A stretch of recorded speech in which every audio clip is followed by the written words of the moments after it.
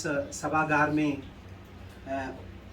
उपस्थित हैं, साहित्य अनुरागी हैं, हमारे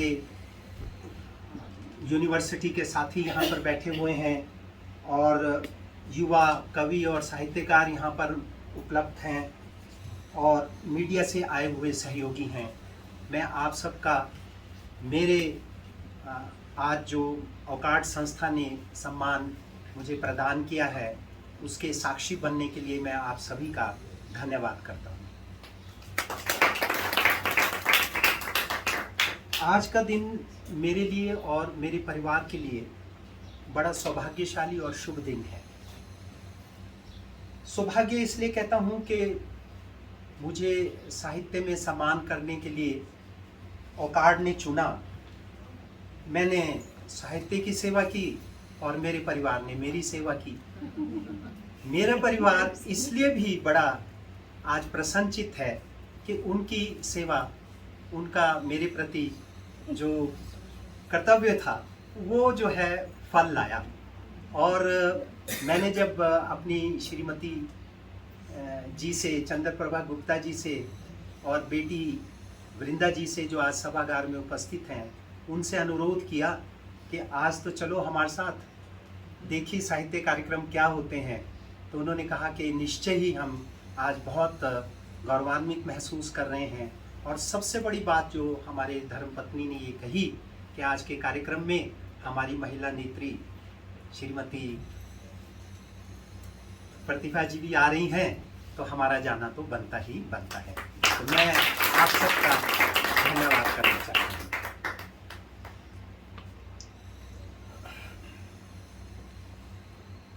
मुझे ये लगता है कि जब भी कोई कार्य हम निष्ठापूर्वक करते हैं तो समाज उसका संज्ञान अवश्य लेता है। और ये बात मैं इसलिए भी कह रहा हूँ कि समाज अगर संज्ञान लेता है तो उसमें ज़रूरी नहीं कि वो जल्दी संज्ञान ले ले। वो तपता हुआ देखता है, आपको आँच में पकता हुआ देखता है। देर सवेर ही सही समाज, सामाजिक लोग, साहित्य अनुरागी आपका संज्ञान अवश्य ले। पुरस्कार जो हैं आपको न केवल मान्यता देते हैं बल्कि जो कुछ आप कर रहे हैं उससे भी आगे बढ़ने की प्रेरणा देते हैं। और ये पुरस्कार जब आप ग्रहण करते हैं तो निश्चय ही आप आने वाली पीढ़ी के लिए एक आदर्श और एक प्रणेता के रूप में स्थापित होंगे। और इतनी बड़ी बात और इतने बड़े स्थान और इतनी बड़ी मान्यता को कायम रखना आपको निसंदेह बहुत कार्य करने के लिए, बहुत मेहनत करने के लिए आपका उत्साह बनाए रखता है। इसलिए पुरस्कारों के साथ किस प्रकार की राजनीति होती है, पुरस्कार सम्मान समारोह में किस प्रकार के गुटबाजियाँ होती हैं कि उसके पैरेलल, उसके बरक्स जो है एक और कार्यक्रम खड़ा कर दिया जाए, मैं उसकी तफसील में नहीं जाना चाहता। ये ठीक है कि पिछले कुछ एक वर्ष हमने बड़ी असहिष्णुता के देखे।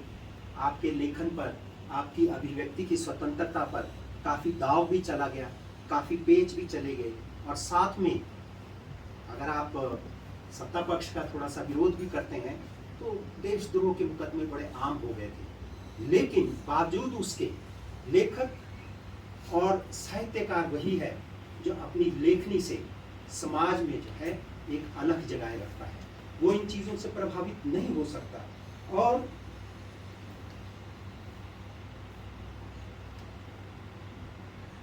मैं ये समझता हूँ कि अभिव्यक्ति की स्वतंत्रता को बनाए रखने के लिए हमें सदैव साहित्यकारों को ही नहीं बल्कि समाज के जो बहुत प्रतिभावान लोग हैं, बुद्धिजीवी लोग हैं, कला प्रेमी लोग हैं, रंगकर्मी हैं, उन्हें जो है हमेशा सजग रहना चाहिए।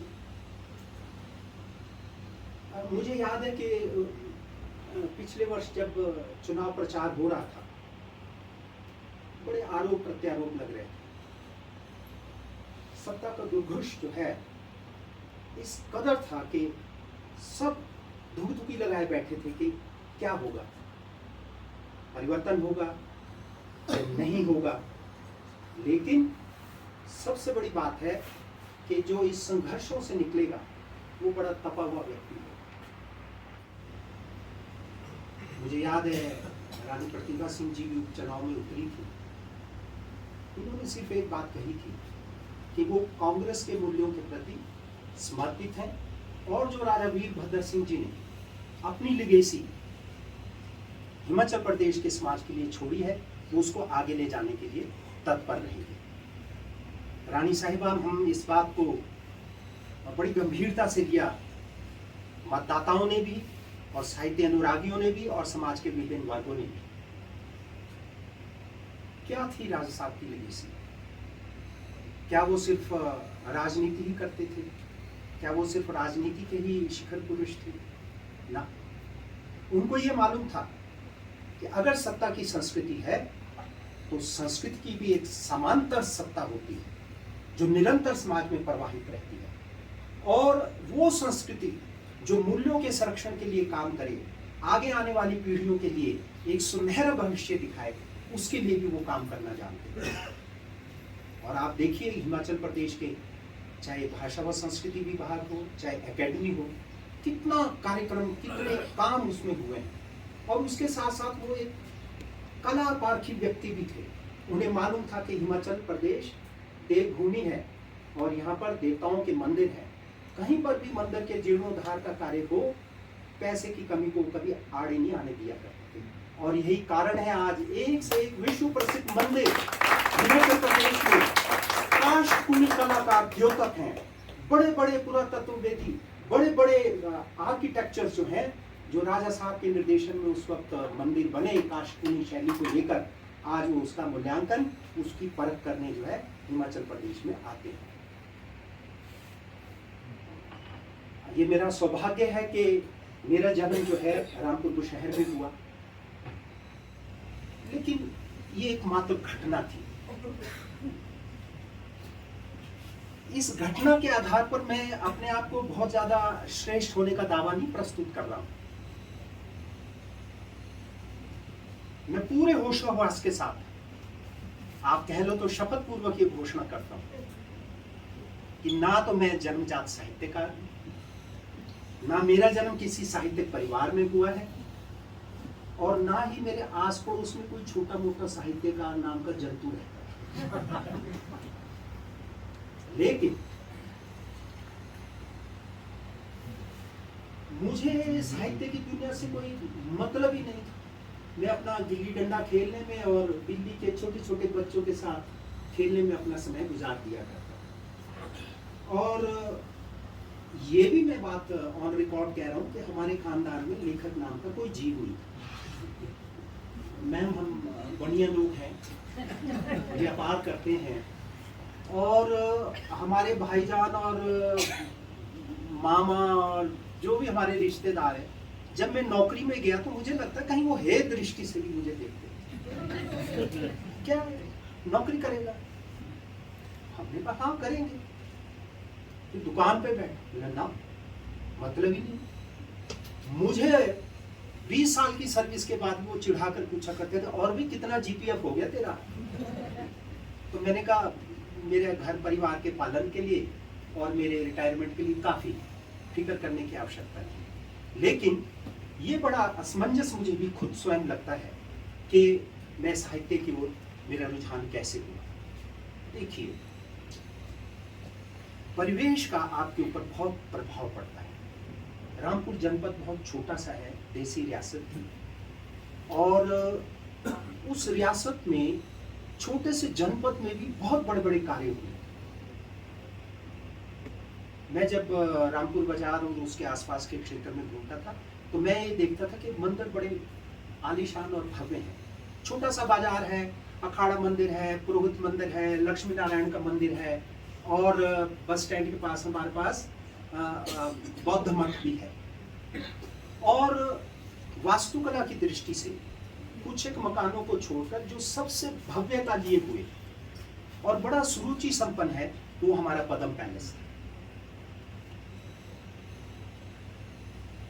उसको देखने के लिए भी लोग बहुत आते थे। और सबसे बड़ी बात ये हुई कि उस पदम पैलेस के पीछे हम कुछ एक दोस्त 3 बजे जब छुट्टी होती थी तो राजा साहब के पीछे आंगन में बहुत बड़ी सवाड़ी थी। उनकी सिस्टर बैठी है, मेरे दोस्त की, स्वर्गीय दोस्त की, नरेश शर्मा। और हमने उस बगीचे में चल जाना, आम तोड़ने, नारंगी तोड़नी, लॉक आर्ट बड़े हुआ करते थे गर्मियों के दिन। लेकिन एक बूढ़ा माली माम जो है वो हमको पकड़ लेता था और पकड़ के समक्ष कहा करता था राज साहब के। और राज साहब के बाहर बहुत बड़ा प्रांगण है जिसमें जब फुहारा चल पड़े तो समझो राज साहब आजकल रामपुर आए। वहाँ पकड़ते थे तो वो कहते थे क्यों तुमने इसको पकड़ा इन बच्चों को, कि सर देखो ये बड़े उत्पात करते, ये फलाने का लड़का है, ये फलाने का लड़का है, इनको और दो लाकर। इतना विशाल करते। तो ये विशालता जो है बड़े बड़ों को जो है उनका कायल बनाया करती है। और यही कारण है कि जो इस इतने अच्छे परिवेश में जो प्रजातंत्र लोग उनको प्यार पूर्वक राजा बोलते थे, वो व्यवहार से राजा नहीं थे, प्यार से उनको राजा बोलते थे। वो ठीक है कि वो राजा तो थे ही, लेकिन प्यार से राजा जो है शब्द वो बड़ा प्रचलित हुआ। और उन्होंने हिमाचल प्रदेश में लोकतंत्र प्रजातंत्र का जो बीज वो रोपण किया, वो जो है उनको बार बार 6 बार का मुख्यमंत्री बनाया। ठीक है, व्यक्तित्व पर आक्षेप भी होते हैं, लेकिन उनकी जो ये जो लोकतांत्रिक पद्धति थी और मेरे रामपुर जनपद का जो मैंने माहौल का थोड़ा सा परिवेश का आपके सामने परिचय दिया, उसने मुझे अध्ययनशीलता की ओर ले गया और साहित्यकारों के सानिध्य में मैं बड़ा हुआ। और धीरे धीरे मैंने साहित्य में विशेषकर आलोचना का जो साइडलाइन विषय होता है और संपादन का विषय जो है वो चुना। और यही कारण है कि सेतु के मैं 25 अंकों का अभी तक संपादन कर पाया। मैं सिर्फ अंत में यही कहना चाहता हूँ कि सत्ता और संस्कृति का जो सामंजस्य है वो हमेशा हमें बनाए रखना है। कुछ सत्ताधीश जो हैं संस्कृति जैसे बड़े नाजुक और संवेदनशील विषय को हल्के में लिया करते हैं। उन्हें ये नहीं भूलना चाहिए कि संस्कृति के कारण ही देश का मान सम्मान और प्रभाव जो है दूसरे देशों तक पहुंचता है। एटम बम आपके पास कितने हैं, आपके पास कितना रिजर्व है विदेशी, और आप कितने तरीके से अपनी आर्थिकी को सुदृढ़ करते हैं, लेकिन अगर आप संस्कृति विहीन है और दृष्टिहीन है तो मैं नहीं समझता कि आपका नाम, आपके देश का नाम, आपके प्रदेश का नाम जो है वो बहुत आगे हमारी सभ्यता और संस्कृति को जिला के रख सकता है। मैं माननीय अध्यक्षा श्रीमती प्रतिभा जी का यहाँ पर आने के लिए और श्री कौशल जी का चंडीगढ़ से यहाँ पर विशेष रूप से इस कार्यक्रम के पधारने के लिए, श्रीमती कौशल जी का यहाँ पर आने के लिए, और सर्वोपरि ओकार्ड संस्था को मुझे सम्मानित करने के लिए मैं धन्यवाद देता हूँ। मैं ये जानता हूँ कि मैं अभी जो बात कर रहा हूँ भाव विह्वलता के कारण मैं बहुत तरीके से अपनी बात नहीं रख पाया, लेकिन सम्मानों को लेके मैं ये ज़रूर जानता हूँ कि इन्होंने किसी पद पर प्रतिष्ठित व्यक्ति को ये सम्मान नहीं दिया है। मेरे पास अब कोई पद नहीं है, मैं रिटायर हूँ, मैं इन्हें क्या दे सकता हूँ। आदान प्रदान को लेके जो पुरस्कार दिए जाते हैं वो ज़्यादा गरिमापूर्ण और ज़्यादा देर ठहरते नहीं हैं। इसलिए भी मैं ओकार्ड संस्था का धन्यवाद करना चाहता हूँ कि कहीं ना कहीं इन्होंने मेरी कॉम्पिटेंस को पहचाना। जितनी भी मेरी कॉम्पिटेंस है मैं इसका बहुत ज़्यादा वो तो नहीं करना चाहता, लेकिन सम्मान प्राप्त करके मैं आह्लादित महसूस कर रहा हूँ। और सर, मैं आपको ये निश्चयपूर्वक कहना चाहता हूँ कि अभी बहुत लड़ाई बाकी है साहित्य के क्षेत्र में। सेतु के माध्यम से मैं इसको और आगे ले जाऊँगा। Thank you so much. धन्यवाद।